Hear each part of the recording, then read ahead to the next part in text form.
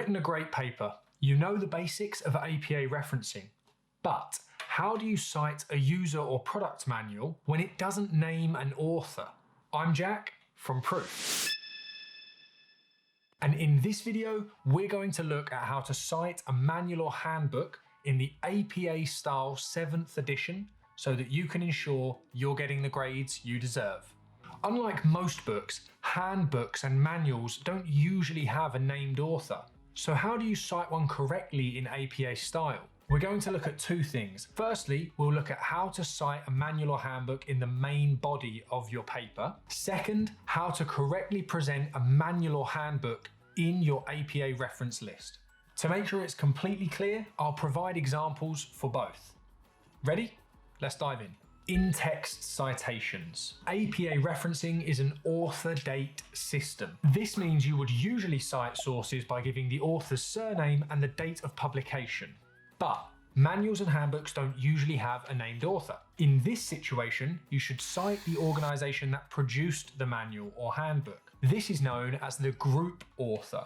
So, when citing a manual or handbook, look for the name of the group who produced it and the year it was published. These can usually be found on the title page. Let's look at an example now. If we wanted to cite this handbook from a video game publisher, we would need the company name, visible here, and the year it was published, visible here.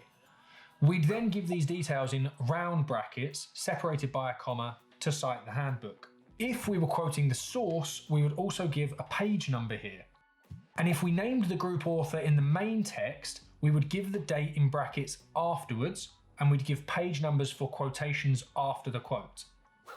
Nice and simple so far, but what about in your reference list? The information required here in the APA style is the group author's name, the year of publication, which goes in brackets, the title of the manual or handbook in italics, the publisher's name, and if the manual is available online, the URL where you found it. But how would this work in practice? Let's look at a couple of real examples. So let's start with the Valve Employee Handbook again, which is available online. For this source, we can look at the title page again for most of the information we need. We've seen the group author and the year of publication already, but it also includes the title and the publisher's name.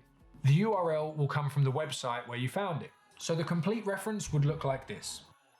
Make sure, as shown here, to include a 1/2 inch hanging indent for every line after the first.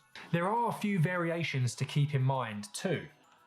If you've cited a print version of a manual or handbook, this won't be available online, so you won't have to include the URL. And if the publisher's name is exactly the same as the group author's name, then you can leave out the publisher name from your reference also. An APA reference for a print manual, therefore, would look like this. In this case, since the publisher is the same as the group author, we've left out the publisher element, and since it is a print manual, we don't need a URL. And there you go. If you followed this guide, you should be able to confidently cite manuals and handbooks in the APA style 7th edition, and you should have a full entry in your reference list. Check out the resources in the video description for other helpful guides on APA referencing. That's it for now, but if you have any questions, let us know in the comments, and be sure to subscribe for more helpful writing tips. You're writing Proof.